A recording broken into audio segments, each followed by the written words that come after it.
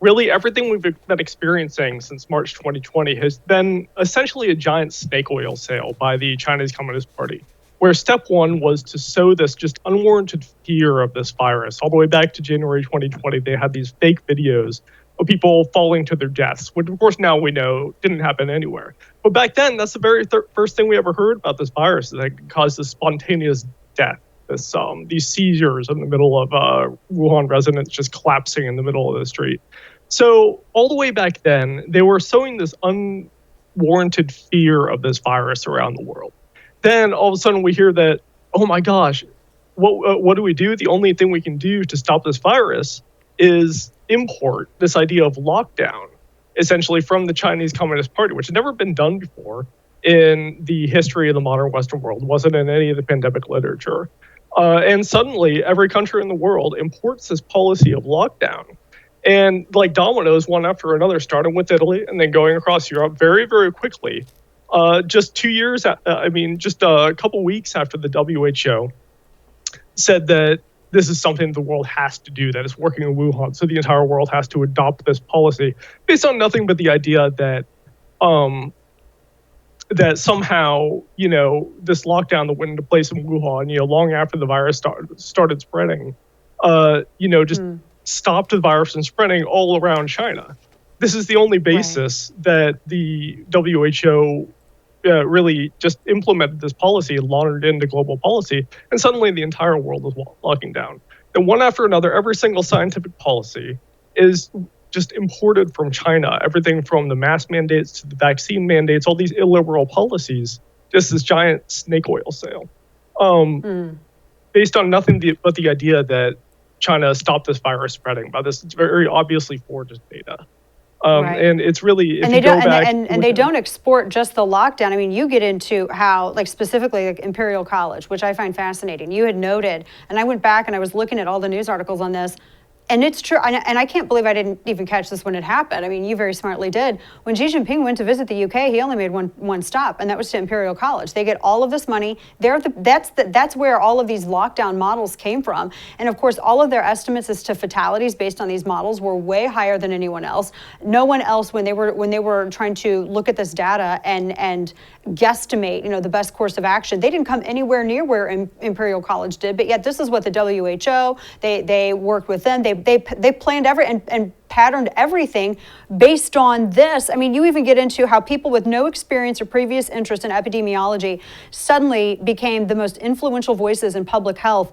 People with like no relevant credentials or interest in this that were contributing to these studies talking about viral applications and the best way to deal with this in a biological sense. This is mind-blowing.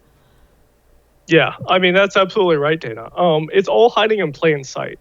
I mean, all of the institutions and leaders who have been in charge of the world's pandemic response really are these very China-friendly institutions. You have Bill Gates, who has met multiple times with Xi Jinping personally and the Chinese Communist Party going back for many years.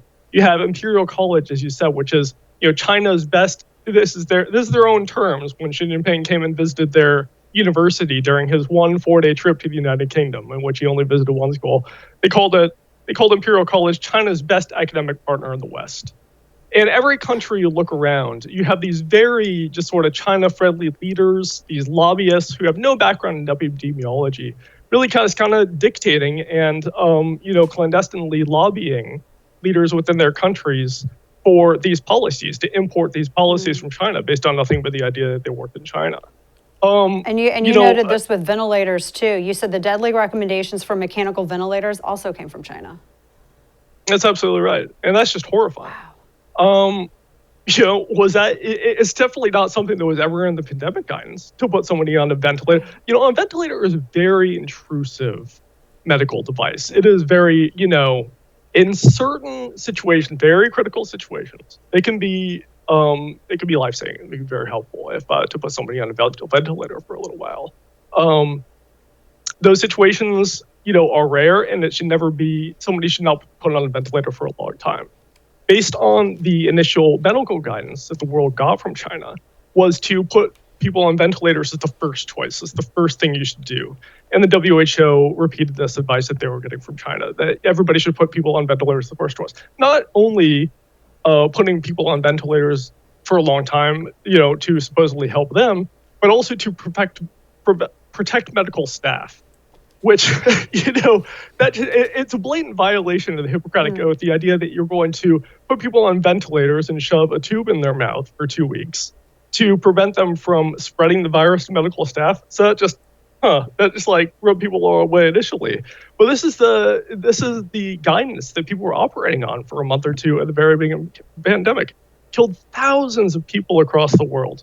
I mean, absolutely horrifying. It was really grassroots campaign by doctors that fortunately got people to stop doing this deadly ventilator guidance. But, these other policies from PCR testing, the PCR testing guidance, which has created this, insane number of cases and supposed, COVID-19 deaths all over the world, that came from China as well. That's another, big departure from all pre-existing medical guidance. All these policies have very little backing within established medical guidance.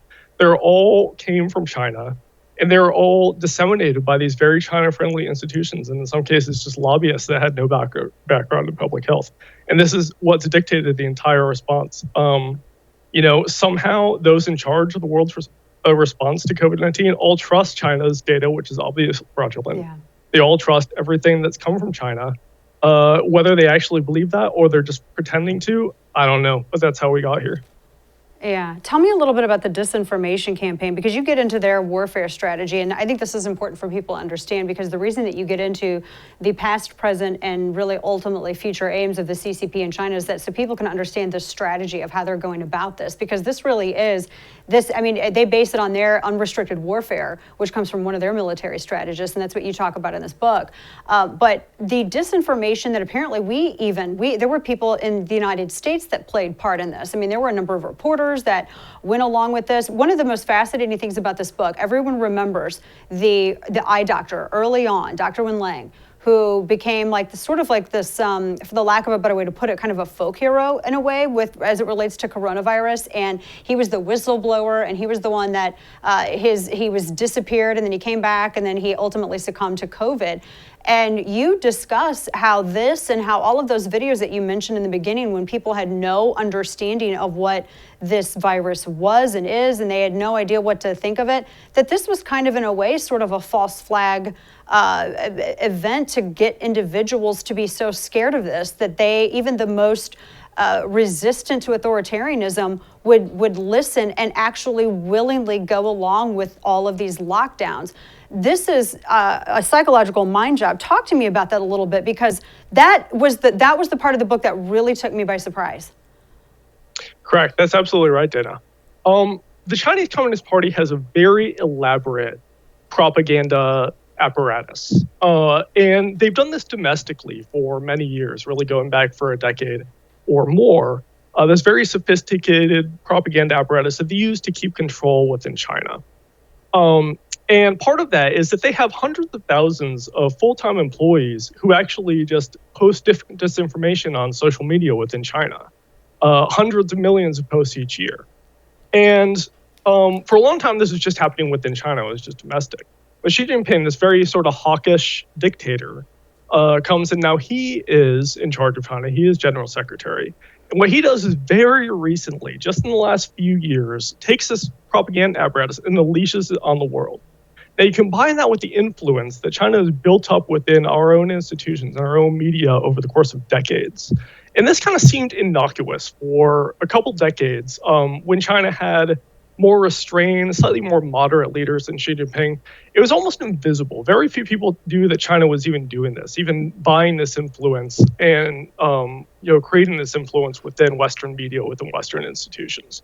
But Xi Jinping is hawkish, this kind of frankly nuts dictator, pushes us into overdrive. And that's what we've been experiencing with response to COVID-19. It's just all of, the Chinese Communist Party's global influence pushed into the highest gear that it can go. So you have, this disinformation campaign. You have this disinformation, these videos of people falling dead. You have, leaders who refuse to lock down, getting harassed on social media by, just hundreds of thousands of these bot accounts.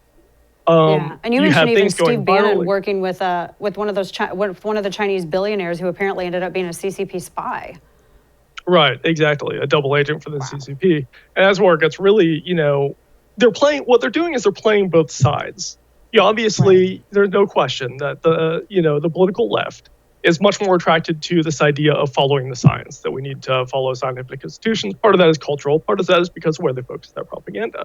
So there's no question that liberal cities and the political left has been much more vulnerable to this and has adopted more of these lockdown policies in general. But what they did is they played both sides. A lot of this idea that you sometimes see on the political right that this is a super virus, that, it's a bioweapon, it might have leaked from a lab.